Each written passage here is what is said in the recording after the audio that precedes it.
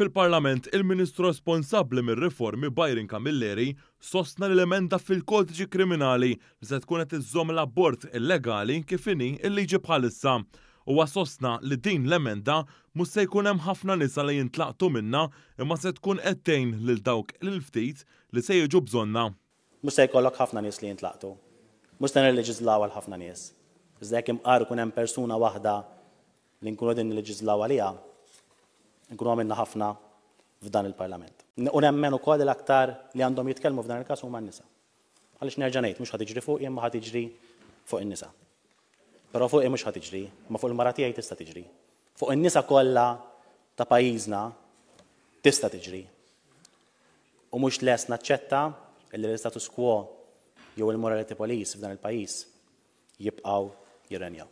Min-naħa tiegħu il-Ministru Michael Falzon wieġeb għal kritika tal-Oppożizzjoni li qed issir dwar din l-emenda.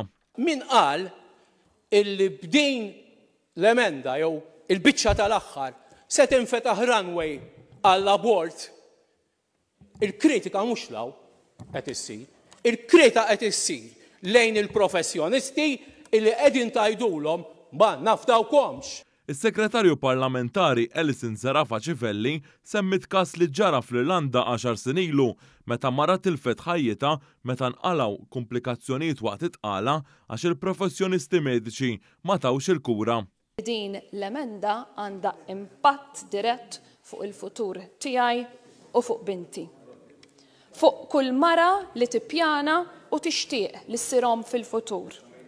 Għaliex kif huma l-affarijiet sal-lum il-ġurnata, it-tobba tiegħi u jien nistgħu neħlu il-ħabs jekk tqala li mhix vijabbli tiżviluppa f'komplikazzjonijiet għal saħħti jew ħajti.